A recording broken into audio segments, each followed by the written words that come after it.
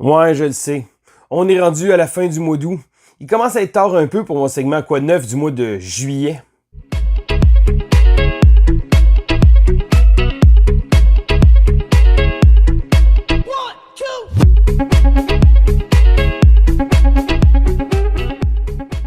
Bonjour et bien l'école du jeu, mon nom est Sylvain et on se retrouve aujourd'hui pour ce segment Quoi de neuf du mois de juillet. Alors mois après mois, j'ai beaucoup de plaisir à vous proposer mon Quoi de neuf qui se trouve être ma revue mensuelle de mes expériences ludiques. Et là, au courant du mois d'août, j'ai été plutôt occupé. Habituellement, le segment sort, je dirais dans le début du mois, là, j'essaie de tout le temps faire sortir ça dans la première semaine, mais là, on a eu Gen Con. Ensuite de ça, j'ai eu des vacances en famille, donc un peu moins de temps pour organiser mes vidéos et également de faire mon Quoi de neuf, mais là je ne voulais pas manquer à mes devoirs personnels de vous produire un Quoi de neuf qui est un segment que j'aime énormément produire sur la chaîne parce que je peux vous parler en rafale d'une tonne de jeux. Alors le mois de juillet ne fera pas exception, j'ai joué 41 parties de 22 jeux différents et là-dedans il y en a 10 que c'était la première fois que j'y jouais. Alors, un beau mois de juillet. Je dirais que le mois d'août a été beaucoup plus tranquille. Côté jeux, c'est certain, avec Gen Con, les vacances en famille, beaucoup moins de jeux. Mais là, on est vraiment dans le mois de juillet et je vais commencer immédiatement avec un petit jeu qui s'appelle Super Lucky Box. Alors, Super Lucky Box, c'est un petit jeu que j'avais très hâte de jouer. Rien d'exceptionnel, c'est un petit jeu de style bingo où on va tirer une carte avec un chiffre et on va devoir, sur nos différentes cartes de bingo pratiquement, faire un X. Et là, on va pouvoir, si jamais on réussit à faire des lignes, enchaîner et avoir des résultats. Donc, par exemple, on va pouvoir gagner des étoiles, gagner des petites lunes qui vont nous permettre de pouvoir modifier les résultats ou de gagner d'autres chiffres qui vont pouvoir nous permettre de pouvoir faire d'autres X. Et là, on a un petit effet de combinaison comme ça. Donc, un petit effet de combinaison un peu à la tréfutée, un peu plus simpliste. Une chose que j'apprécie beaucoup de ce jeu-là, c'est que malgré sa simplicité, c'est un jeu qui est facile à sortir. C'est un jeu qui est vraiment, vraiment agréable et on peut jouer avec un grand éventail de joueurs jeunes, plus vieux, aucun problème. Donc, c'est certain que c'est pas un jeu que je vais sortir comme plat principal pour une soirée de gamer, mais dans ma collection, j'adore avoir des petits jeux qui sont passe-partout, des petits jeux que je peux traîner dans un sac et que je peux essayer de faire fitter avec à peu près n'importe qui, même des gens qui sont intimidés par les jeux de société. Parce que, on se le cachera pas, vous écoutez les vidéos de la chaîne, c'est probablement parce que vous êtes un fan de jeux de société. Mais il faut se dire qu'il y a des gens dans ce monde qui ne connaissent pas encore ce merveilleux hobby. Et c'est des petits jeux comme Super Lucky Box qui permettent de pouvoir justement le faire découvrir et montrer aux gens qu'il y a des petits jeux sympathiques qui peuvent être très agréables à jouer sans avoir une tonne de règles. Donc un petit jeu qui finit bien une soirée, même ça peut être joué justement là, des soirées de couple d'amis, des choses comme ça. Super Lucky Box, un beau petit jeu et une petite boîte que je vais sortir plutôt souvent. Je continue et je vais aller brièvement avec Silicon Valley. Silicon Valley est un jeu que j'ai couvert sur la chaîne, j'ai joué quelques parties. Un jeu de placement de polyomino que j'ai bien apprécié. J'aime beaucoup le thème. Je pense que le thème est pour beaucoup. Le thème est bien appliqué du fait qu'on a une start-up et on va devoir tenter de faire des découvertes technologiques. Donc, on va pouvoir également suivre les technologies des autres joueurs. D'ailleurs, je vous invite à aller regarder la vidéo sur la chaîne que j'ai produite pour le jeu. Donc, j'ai joué quelques parties. J'ai bien aimé mon expérience. C'est un petit jeu que je trouve fort sympathique. Je continue dans la lignée des petits jeux fort sympathiques avec Romy Rami. Alors, Romy Rami est un jeu qui devrait sortir bientôt, du moins ici au Québec. C'est un petit jeu qui reprend essentiellement, je ne sais pas si vous connaissez le joke Rummy ou le concept du Rummy en général, donc de faire des collections d'ensemble, des choses comme ça. C'est un petit jeu qui a été designé par Antoine Lefebvre, un designer québécois, et c'est un petit jeu qui a un petit goût de revenez-y parce que ça a, un peu comme Super Lucky Box, la faculté de pouvoir être sorti avec n'importe qui. Donc le Joke Rummy a été un jeu qui, ma conjointe a énormément joué au Joke Rummy avec sa famille, et c'est le genre de petit jeu qui sortait toujours bien. Donc un jeu de cartes où on doit faire des suites, avoir des pareils comme ça. Et là, Romy Rami va prendre un petit côté intéressant de ce jeu-là, parce que oui, il va reprendre l'essence même du Joke Rummy, mais il va le mettre au goût du jour. Parce que là, au lieu d'avoir des cartes aléatoires qu'on va piger, on va les drafter. Donc on a un peu plus de contrôle sur ce qu'on va choisir. Donc il va avoir encore l'élément de pouvoir essayer de réussir à faire des certaines suites avec différentes valeurs, des différentes sortes. Donc si on a exemple utiliser des diamants, on va pouvoir conserver certaines cartes de diamants. Donc je pense que c'est un petit jeu qui révolutionne pas la roue, mais c'est un jeu qui, encore une fois, va sortir dans les parties de famille, les petites soirées de jeux tranquilles et comme Super Lucky Box, c'est vraiment le genre de jeux qui sont faciles à sortir. Donc, c'est certain que je sais qu'il y a beaucoup de gens, des fois, qui vont y aller avec des plus gros jeux, des choses comme ça. Certains, vous écoutez la chaîne, comme je disais tantôt, vous aimez les jeux un peu plus costauds, mais des petits jeux passe-partout comme ça, c'est parfait à mettre dans son sac. Et comme Super Lucky Box, Romy Rami se retrouve dans un petit sac qui va sortir très très souvent de petits jeux. Je continue avec un jeu qui s'appelle Lord of the Ring, The Adventure Book. Alors, Lord of the Ring Adventure Book est un livre d'aventure. Très original comme titre d'ailleurs. Donc, c'est un jeu coopératif où les joueurs vont devoir travailler ensemble pour pouvoir résoudre certains éléments d'un puzzle. Donc, ultimement, on va avoir des personnages, il va y avoir différentes choses qu'on va devoir faire et selon la manière qu'on va jouer, chacun des scénarios va nous offrir des choses différentes. Donc, par exemple, le premier scénario, on va devoir aller réussir à rejoindre certains personnages pour aller à la taverne du poney fringant, je pense en français que c'était, pour aller ensuite rejoindre Aragorn. Donc, on va suivre les éléments du film. Et là, je n'ai pas encore fait l'aventure au complet, mais j'ai trouvé que le jeu avait vraiment un petit quelque chose de très intéressant. Un jeu de gestion de cartes. On va devoir tenter de collectionner des cartes avec des icônes. Et là, à certains endroits, on va devoir positionner certains personnages avec certaines cartes d'icônes. Et le jeu se prête très, très bien en solo. Donc, j'ai vraiment beaucoup aimé mon expérience. C'est un jeu que je vais probablement jouer en solo. C'est certain que peut-être qu'il y a 2 joueurs, mais le principe, c'est que on contrôle pas nécessairement un personnage. On doit contrôler un peu tous les personnages. Donc, il faut faire attention avec le concept du joueur alpha. C'est certain que les cartes en main vont venir changer un peu la donne. On peut échanger les cartes également entre les joueurs. Ce que je trouve intéressant, par contre, de jouer avec plusieurs personnes, c'est que on va pouvoir essayer de manipuler nos mains comme ça, de manière à pouvoir avoir les bonnes cartes au bon moment. Et selon les moments qu'on va réussir les scénarios, il y a toujours des entraves, des contraintes. Et on va également avoir des cartes avec l'anneau. Alors, l'anneau unique. Et là, ça va faire monter une piste de corruption. Et cette piste-là de corruption va rester de partie en partie. Il ne faut jamais qu'elle se rende au bout, parce qu'à ce moment-là, on va perdre. Donc, c'est une espèce de timer, une espèce de contrainte qu'on a pendant la partie. Donc, oui, ça peut être intéressant d'utiliser les cartes d'anneau, mais il va falloir les utiliser en faisant très attention, de manière à pouvoir bien gérer cette piste-là. Donc, un beau jeu que j'aime bien. C'est pas un jeu que je vais qualifier d'incontournable, mais c'est une belle aventure et ça reprend. Si vous connaissez Le Seigneur des Anneaux, je pense que ça va beaucoup plus vous parler. C'est certain que le thème est là pour beaucoup. Le fait qu'on représente un peu, on refait un peu le film et on a l'impression dans le premier scénario de faire justement d'avancer. Et ensuite de ça, au prochain scénario après, on a la table ronde ou l'anneau et là, on doit se promener. Et là, il y a le rond qui se promène autour comme ça. J'ai vraiment trouvé ça bien, mais je pense que ça va être pour les fans de la série. Je continue sur ma lancée de petits jeux avec High Score. Alors, High Score est un jeu de dés où on doit faire le meilleur score. Je pense que le titre est pas très original, mais c'est exactement ce que ça fait. Donc, on a des dés qu'on va lancer. On va pouvoir, selon les cartes qui vont être tirées, rebrasser un certain nombre de dés. Il va y avoir des conditions différentes pour faire des points. C'est un jeu, un énième jeu du designer Reiner Knizia, qui a produit tellement de jeux à travers le temps. Et c'est vraiment surprenant de voir à quel point que ce designer-là peut avoir produit tellement de jeux. Et c'est vraiment, vraiment...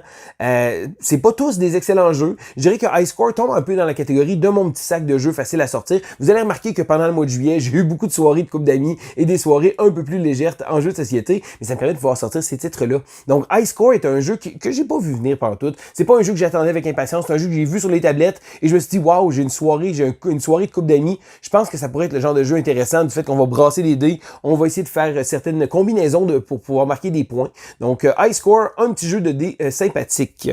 Je continue avec un jeu, celui-là en solitaire aussi. Donc, vous allez remarquer, j'ai joué avec des gens moins gamers et j'ai joué en solo. Le jeu, c'est Legacy of You. Legacy of You. Alors, si vous aimez les jeux solo, c'est probablement directement dans vos cordes parce que c'est un jeu qui se joue uniquement en solo. Et c'est vraiment un bon jeu qui se joue en solo. Alors, c'est un jeu de campagne, donc c'est un jeu où on va faire des parties, on va faire une succession de parties jusqu'à temps qu'on ait gagné ou perdu la campagne. Et à ce moment-là, on va pouvoir recommencer. Donc, on va pouvoir faire un petit piton reset. Et là, on va replacer les cartes. Et là, plus la campagne avance et plus les cartes vont changer. Ce que j'ai aimé de ce jeu-là, oui, le jeu est excellent, mais le principe de rangement dans la boîte est fantastique du fait qu'on va placer certaines cartes. Et si on veut recommencer, c'est très facile à recommencer du moins. Donc, on n'aura pas une campagne en ouvrant des enveloppes secrètes en fait, on va avoir des secrets qui vont être avec les cartes, mais un coup c'est terminé, on peut tout simplement recommencer, donc remettre ça à zéro. J'ai pas fait la campagne encore au complet. J'ai joué quelques parties. J'ai vraiment trouvé que c'est un jeu qui offrait des décisions intéressantes. C'est un jeu qui offre une bonne rejouabilité, mais je mets avec un bémol parce que j'ai l'impression que je ne referai pas cette campagne-là une dizaine de fois, mais le fait juste de compléter une campagne reste quelque chose que je fais pas nécessairement souvent. Donc pour moi, c'est vraiment une bonne chose. Legacy of You est un jeu designé par, je crois, c'est un jeu de la compagnie Garfield Games qui nous a produit. Je pense que c'est Shem Phillips qui l'a fait. C'est un jeu qui nous a produit des séries, là, la série de Les Mers du Nord, le West Kingdom. Après ça, on a eu tous les points cardinaux. Là, Legacy of You est vraiment un petit jeu à part, uniquement en solo. Comme je dis, le matériel est vraiment super. Le fait que le jeu est facile à sortir, on peut le sortir, ouvrir la boîte, les ressources sont disponibles, les cartes sont bien placées et hop, la mise en place est très rapide et c'est facile à sortir. Et ça, c'est un gros plus pour un jeu en solitaire parce que c'est pas toujours que ça me tente de pouvoir sortir, de faire une grosse mise en place. Des fois, on a une grosse journée, arrive le soir, bon, on a fait des choses avec les enfants, plein d'activités, plein de choses comme ça et ça va pas toujours nous tenter, en tout cas me tenter de sortir un gros jeu à grand déploiement. Tandis que Legacy of You, une boîte qui passe très très bien, pas une grosse boîte, ça sort bien, ça se joue bien et ça donne le goût d'y revenir et ça me donne le goût de compléter la campagne, chose que je devrais faire au courant des prochaines semaines. Je continue avec un petit jeu qui était dans ma collection depuis un bon moment, qui s'appelle Fire and Stone. Fire and Stone est un jeu designé par le créateur de Carcassonne. Alors Carcassonne est un jeu phare pour moi, un des jeux qui m'a amené vers le jeu de société et c'est une espèce de classique moderne pour moi. Donc Carcassonne a une belle place dans mon cœur. Je sais que mon collègue JP est pas un grand fan de Carcassonne, mais moi, je l'aime et je l'ai joué énormément. Donc Fire and Stone est un jeu où on va devoir tenter d'explorer. Donc ça va être une espèce de... On va avoir une carte du monde et on va devoir tenter d'explorer, si on veut, à travers la civilisation. Donc on va avancer un thème de civilisation. Donc c'est pas un jeu de civilisation, mais on va déplacer nos personnages, nos meeples, de manière à pouvoir découvrir différents endroits. On va pouvoir chasser pour avoir de la nourriture, des ressources, des choses comme ça. C'est un jeu que j'ai trouvé... Ça va bien. C'est pas exceptionnel. Je pense que je suis content d'y avoir joué. Je dirais probablement non, pas non à une autre partie, mais c'est pas un jeu que j'ai cherché activement à sortir. C'est un jeu que j'ai trouvé, je pense, générique. C'est un jeu qui m'a pas donné de grosses sensations. C'est un jeu qui sortait bien. J'ai joué à 4 joueurs. Ça s'est bien joué, une durée raisonnable, mais je pense que le jeu m'a pas donné des sensations particulières du fait que j'ai pas trouvé... Ce jeu-là se démarque pas du tout. Donc, malheureusement, Fire and Stone a été un peu un gros bof pour moi. Donc, rien de vraiment négatif à dire, mis à part que le jeu manquait de moments forts, je pense. Et c'est la raison pour laquelle je ne suis pas sûr qu'il va rester dans ma collection. Je continue avec un jeu qui, lui, son thème me plaisait énormément, c'est Roll Camera Saturn. Alors, Saturn est un jeu coopératif où on doit tenter de faire un film. Alors, on est des réalisateurs et on va devoir tenter de réussir à compléter un film selon certains créneaux, selon certains critères qui vont nous donner des points. Donc, ultimement, c'est un jeu de placement de dés où on va devoir utiliser nos dés pour pouvoir faire différentes actions. Donc, un placement d'ouvriers avec des dés et certains dés vont avoir des combinaisons qu'on va devoir placer pour pouvoir faire nos scènes, pour pouvoir modifier les choses comme ça, de pouvoir essayer de faire un film. Une petite twist que j'ai aimé, c'est que probablement la boîte est vraiment super, donc c'est comme une boîte qui s'ouvre par le haut, donc très très thématique. Mais le jeu nous demande d'avoir un certain nombre d'étoiles qu'on va avoir, donc la qualité de notre film. Ce que j'ai trouvé drôle par contre, c'est que si notre film est tellement mauvais, mais tellement mauvais, que ça devient un classique culte. Alors, si on réussit à se tenir dans le bas, donc dans le bas de l'échelle avec le plus bas nombre d'étoiles, ce qui est relativement difficile, parce que oui, éventuellement, pendant la partie, on va ramasser des étoiles, mais si on réussit à faire ça, c'est le classique du film qui est tellement mauvais qu'il en est excellent. Donc, j'ai trouvé que c'est un beau petit clin d'œil, un jeu sympathique, un jeu coopératif que j'ai joué seulement une partie. J'avoue que j'ai bien aimé le thème. Est-ce que c'est un jeu qui va se démarquer avec le temps? Je sais pas. Je pense que le thème est là pour beaucoup. Le thème vient donner un beau cachet au jeu. Et de nos jours, c'est rendu difficile d'évoluer du fait qu'il y a beaucoup de jeux qui vont être un peu du pareil au même. Ce qui n'est pas nécessairement une mauvaise chose parce que quand on aime par exemple un pandémie, ben les pandémies-ish de ce monde, c'est tous des jeux qu'on risque d'aimer. Les petites twists que ce jeu-là nous apporte. Donc ici, l'aspect coopératif, c'est l'aspect de faire un film qui est un thème qui n'est pas utilisé vraiment souvent. Donc pour ma part, j'ai bien aimé Saturn. Je vais probablement y rejouer, ça c'est certain. Je sais pas si je vais y jouer en solo. On peut y jouer en solo. Je pense que c'est plus agréable à plusieurs joueurs. J'ai trouvé ça le fun parce que les personnages ont également des petits pouvoirs qui ont rien à voir avec des mécanismes de jeu. Donc le fait de pouvoir choisir qui va prendre les photos pendant la partie, des petites niaiseries comme ça qui sont des petits ajouts thématiques qui sont qui font en sorte que le jeu se démarque avec ses petits clins d'œil, son humour aussi. J'ai vraiment trouvé ça très très bien. Et ensuite de ça, je vous parle d'un jeu que vous avez déjà parlé. Donc celui-là, ce n'est pas une nouveauté, mais je l'ai sorti des abysses parce que ça faisait très longtemps que j'y avais joué. C'est le jeu Adventure Tactics Dominion Tower. Alors, j'ai reçu Adventure Tactics, l'extension donc que j'avais backé l'an dernier. Donc, l'extension est arrivée et ça m'a donné le goût de redonner une chance au jeu. Pourquoi une chance? Parce que je l'avais sorti, j'avais joué, j'avais énormément apprécié, mais à un moment donné, le roulement des jeux fait en sorte que, bon, OK, la boîte a été rangée, il est resté dans ma collection, mais il n'était pas nécessairement ressorti.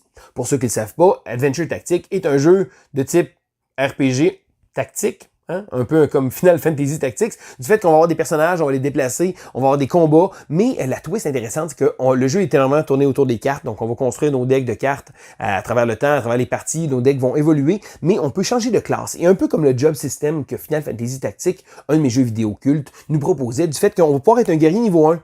Mais là, quand on va monter de niveau, on va pouvoir choisir, hey, est-ce que je veux devenir un guerrier niveau 2 puis avoir accès à des nouveaux pouvoirs, ou est-ce que je voudrais devenir un guerrier voleur? Oh, un guerrier voleur, excellent. Donc, si jamais je deviens un guerrier voleur, donc je suis guerrier niveau 1, voleur niveau 1, j'ai accès à une toute nouvelle trousse d'outils. Et là, le jeu nous propose des classes supérieures. Donc, peut-être que si je suis guerrier niveau 2, voleur niveau 1, je vais pouvoir devenir un ranger niveau 1 éventuellement. Et là, le jeu nous propose plusieurs classes avec des prérequis comme ça. Donc, on va faire évoluer nos personnages. Et ce qui est le fun, c'est qu'après pratiquement chaque partie, chaque scénario, notre personnage va évoluer. Donc, la campagne, je n'ai pas terminé, mais la campagne est relativement courte du fait que on peut la faire facilement. Je dirais que petit bémol du jeu, parce que là, j'ai ressorti le jeu avec ma fille. Ma fille adore ce jeu-là, elle aime beaucoup ça. J'ai joué plusieurs parties avec elle, donc le jeu va très très bien. Je dirais que la seule chose qui est un peu plus difficile, c'est la maintenance entre les parties. Parce que lorsqu'on va compléter une partie, ça va nous dire, hey, allez chercher dans tel bloc de cartes, allez chercher telle carte et la placer dans notre inventaire. Ok, parfait, excellent. Trouver une nouvelle carte et la retirer. Et là, on va avoir beaucoup de gestion de cartes. Et là, c'est tous des éléments que moi, je m'en occupe, puis j'ai aucun problème avec ça. Mais c'est certain que je pense pas que ma fille aurait énormément de plaisir à se promener à travers les cartes, à essayer de chercher différentes pistes. Là, ok, j'ai réussi à débarrer telle carte, on cherche des cartes. Donc, beaucoup de recherche de cartes entre les parties. Mais sinon, les parties en tant que telles, le combat tactique est très simpliste et très bien fait. Donc, c'est un jeu c'est un concept qui est fait avec des cartes qu'on va jouer et on va brasser également des dés. Donc, un beau jeu de type dungeon crawler un peu, mais qui mise beaucoup sur l'évolution des personnages. Et on a vraiment l'impression que nos personnages évoluent, grandissent et gagnent des pouvoirs constamment, ce qui fait en sorte que ce jeu-là se démarque pour ces points-là. Donc, je n'ai pas encore essayé l'extension qui rajoute un tout nouvel acte de jeu, donc des nouveaux scénarios. J'ai même pas complété la première campagne, donc c'est certain que je me suis pas encore attaqué avec ces nouvelles choses-là. Mais j'ai trouvé que Adventure Tactics est un bon jeu qui, malgré ses limitations du fait que la gestion entre les parties est un peu fastidieuse, reste quand même très intéressant. Et voilà, ça fait le tour de mon quoi de neuf très tardif du mois de juillet. Alors très bientôt, vous allez avoir le quoi de neuf du mois d'août parce que on arrive bientôt au mois de septembre, la rentrée scolaire. Mon collègue JP qui est enseignant va recommencer à travailler. Moi, les enfants vont recommencer. Donc la routine un peu recommence. Donc après avoir pas eu des petites vacances en famille aussi, on recommence un peu la routine. Et également, qui dit routine, des soirées de jeu un peu plus fréquentes parce que pour beaucoup de monde, des fois, les vacances, ça veut dire qu'ils vont pouvoir jouer beaucoup. Moi, les vacances, c'est surtout passer en famille. Donc là, ça va être le temps de me remettre un peu au diapason. Et avec la tonne de jeux que j'ai ramené de Gen Con, j'ai beaucoup de pain sur la planche, mais on s'entend que ça me fait pas mal plaisir de pouvoir les essayer et de pouvoir également vous partager mes expériences. Alors, je veux savoir, vous, est-ce qu'il y a des jeux que je vous ai parlé dans ma liste auxquels vous avez joué? Des jeux qui vous intéressent un peu plus? Vous devriez en entendre parler un peu plus? Vous aimeriez avoir peut-être une vidéo? Je vais essayer peut-être de trouver le temps de pouvoir faire des vidéos par-ci par-là, des différents jeux que vous nous demandez. Mais il reste que on aime ça, partager nos expériences de jeu. C'est vraiment quelque chose que moi, personnellement, j'adore. On a l'occasion de jouer beaucoup de jeux et là-dessus, on est très choyé. Que ce soit des jeux qu'on ait avec notre commanditaire, donc des jeux qu'on se fait offrir aussi par les différentes compagnies ou simplement des jeux qu'on va acheter parce que oui, j'achète encore des jeux de société. J'en achète encore de temps en temps et des Kickstarter que je vais backer. C'est toujours des choses comme ça et j'adore avoir le privilège de pouvoir essayer une tonne de jeux. Mais tout ce beau privilège-là vient avec le plaisir que j'ai également de vous partager mes expériences. Donc, ça me fait toujours énormément plaisir et merci à vous tous qui nous nous suivez. D'ailleurs, si jamais vous aimez la vidéo, faites un petit pouce en l'air. Si jamais vous n'êtes pas abonné à la chaîne, eh bien, abonnez-vous. C'est un petit clic, mais dites-vous que c'est très encourageant pour nous et on apprécie énormément le support que vous nous faites. D'ailleurs, si jamais vous voulez nous supporter, vous pouvez également le faire via la plateforme Patreon. Vous allez retrouver dans la description de la vidéo tous les détails. Donc, c'est Sylvain pour l'École du jeu et on se dit à la prochaine!